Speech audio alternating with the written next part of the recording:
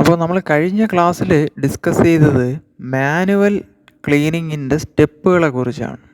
ഇനി നമ്മൾ പറയാൻ പോകുന്നത് മെക്കാനിക്കൽ ക്ലീനേഴ്സിനെ കുറിച്ചാണ്.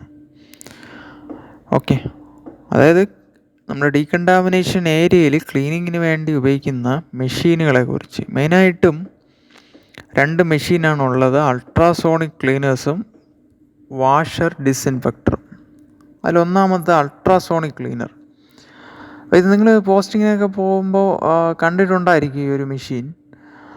ഇത് മെയിനായിട്ട് ഈ ഒരു മെഷീൻ ഉപയോഗിക്കുന്നത് ചില ഇൻസ്ട്രുമെൻസൊക്കെ അത് നമുക്ക് മാനുവലി ക്ലീൻ ചെയ്യാൻ പാടായിരിക്കും, മനസ്സിലായി. അതിൻ്റെ ഈ ഒരു ജോയിൻറ്റുകൾ, ചില ഇൻസ്ട്രുമെൻറ്റിൻ്റെയൊക്കെ ജോയിൻറ്റുകൾ അല്ലെങ്കിൽ അതിൻ്റെയൊക്കെ ക്രെവിസസ്, അതിനെയാണ് ക്രെവിസസ് എന്ന് പറയാൻ അതിൻ്റെ ചില വിള്ളലുകൾ, അതിൻ്റെ ഈ ഇടയിലൊക്കെ ഉള്ള ഭാഗങ്ങളുണ്ടല്ലോ.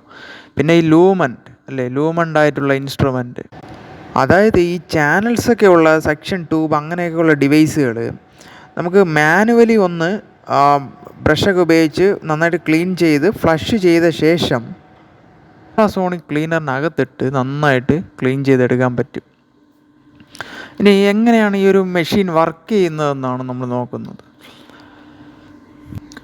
അപ്പോൾ ഫസ്റ്റ് നമ്മൾ ഈ ഒരു മെഷീനിലേക്ക് ഒരു ക്ലീനിങ് സൊല്യൂഷൻ അതാണ് ഫില്ല് ചെയ്യുന്നത്. ചിലയിടത്തൊക്കെ RO വാട്ടർ മാത്രമായിട്ട് ഫില്ല് ചെയ്യും, ചിലയിടത്ത് ക്ലീനിങ് ഏജൻറ്റ് കൂടെ ആഡ് ചെയ്ത് അല്ലെങ്കിൽ എന്തെങ്കിലും എൻസൈമാറ്റിക് ക്ലീനറോ എന്തെങ്കിലുമൊക്കെ ആഡ് ചെയ്ത് ഇത് വർക്ക് ചെയ്യിപ്പിക്കും.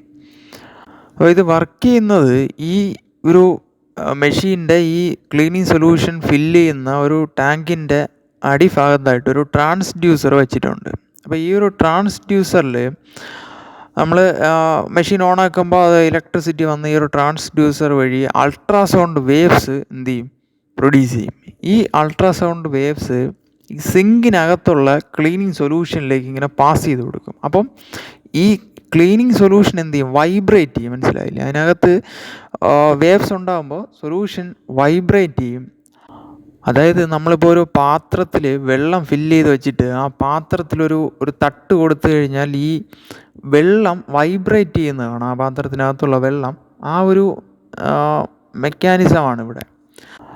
അങ്ങനെ നമ്മൾ ഹൈ ഫ്രീക്വൻസിയിലുള്ള സൗണ്ട് വേവ്സ് കൊടുത്ത് ഈ ഒരു ക്ലീനിങ് സൊല്യൂഷനിൽ ഇങ്ങനെ വൈബ്രേഷൻസ് ഉണ്ടാക്കുമ്പോൾ അവിടെ പ്രഷർ വേവ്സ് പ്രൊഡ്യൂസ് ചെയ്യും. ആ ക്ലീനിങ് സൊല്യൂഷനകത്ത് 2 ടൈപ്പിലുള്ള പ്രഷർ വേവ്സ്, ഹൈ പ്രഷർ വേവ്സും ലോ പ്രഷർ വേവ്സും എന്ത് ചെയ്യും, പ്രൊഡ്യൂസ് ചെയ്യും.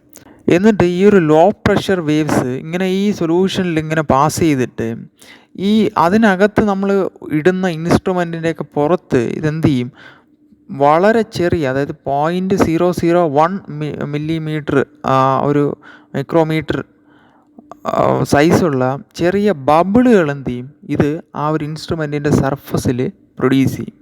ഇപ്പോൾ നമ്മൾ ലൂമൻ്റായിട്ടുള്ള ഇൻസ്ട്രുമെൻറ്റ്സൊക്കെയാണ് ഇടുന്നതെങ്കിൽ ഇത് ഈ ലൂമിനകത്തൊക്കെ ഇങ്ങനെ ചെറിയ ചെറിയ മൈക്രോസ്കോപ്പിക് ബബിളുകൾ പ്രൊഡ്യൂസ് ചെയ്യും, ലക്ഷക്കണക്കിന്. എന്നിട്ട് ഈ ബബിളുകളെല്ലാം കൂടെ ഇങ്ങനെ എക്സ്പാൻഡ് ചെയ്യും. ഓക്കെ, അൺസ്റ്റേബിൾ ആകുമ്പോൾ അതെന്ത് ചെയ്യും, പൊട്ടും. എക്സ്പാൻഡ് ചെയ്ത് എല്ലാ ബബിൾസും കൂടെ പൊട്ടുമ്പോൾ ആ ഒരു പർട്ടിക്കുലർ സ്പേസിൽ എന്ത് ചെയ്യും, ഒരു വാക്വം ഉണ്ടാവും, മനസ്സിലായില്ല. നിങ്ങളിത് ആലോചിച്ചാലേ ഇത് മനസ്സിലാവുള്ളൂ. ആ ഒരു പ്രോസസ്സിന് ഇംപ്ലോഡിങ് എന്നാണ് പറയുന്നത്. അതായത് ഇപ്പം നമ്മളെ വാക്വം ക്ലീനർ ഉപയോഗിച്ച് നമ്മുടെ ഫ്ലോറൊക്കെ വൃത്തിയാക്കില്ലേ, ക്ലീൻ ചെയ്യില്ലേ, അപ്പോൾ ആ ഫ്ലോറിലുള്ള പൊടി പടലങ്ങളും മറ്റെല്ലാം ഈ ഒരു വാക്വം ക്ലീനർ വലിച്ചെടുക്കുകയാണ്.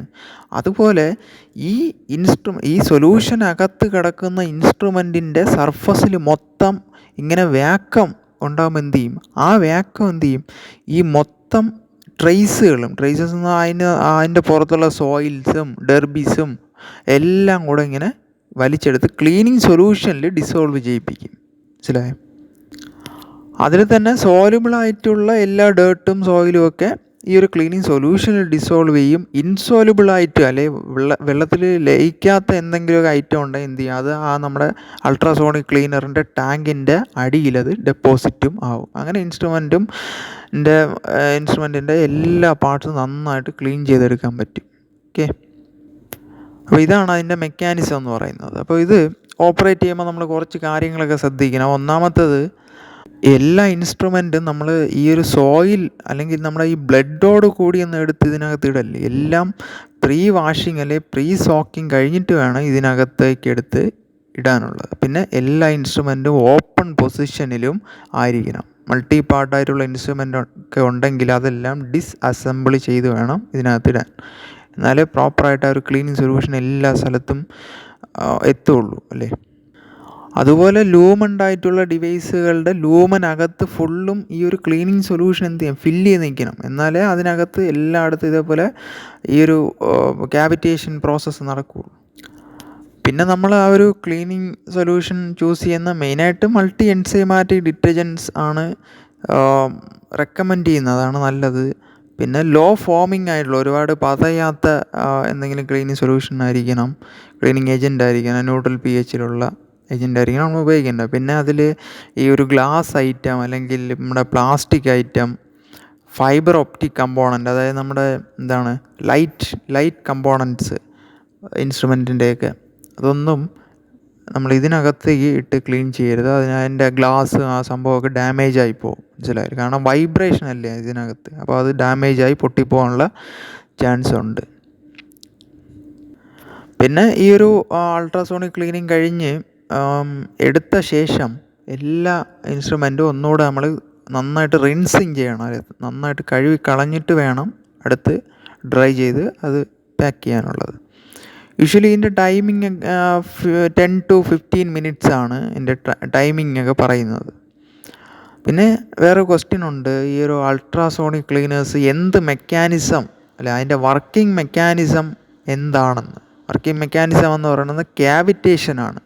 അതായത് നമ്മൾ ഈ പറഞ്ഞതുപോലെ ഇൻസ്ട്രുമെൻറ്റുകളുടെ പുറത്ത് ലക്ഷക്കണക്കിന് ചെറിയ ചെറിയ മൈക്രോസ്കോപ്പിക് ബബിൾസ് എന്ത് ചെയ്യും, ഇംപ്ലോഡ് ചെയ്യും. ആ ഇംപ്ലോഷൻ ആ ഒരു ക്ലീനിങ് സൊല്യൂഷനിൽ ചെറിയൊരു ലോക്കലൈസ്ഡ് ആയിട്ടുള്ളൊരു വാക്വം ക്രിയേറ്റ് ചെയ്യും. ഈ വാക്വം ആ ഇൻസ്ട്രുമെൻറ്റിൻ്റെ സർഫസിലെ എല്ലാ സോയിലും ഡെർബിസും അതിനെ എല്ലാം ട്രേസ് ചെയ്ത് അത് ഇൻസ്ട്രുമെൻറ്റ് ക്ലീൻ ചെയ്യും. അതിനെയാണ് ക്യാവിറ്റേഷൻ പ്രോസസ്സ് എന്ന് പറയുന്നത്.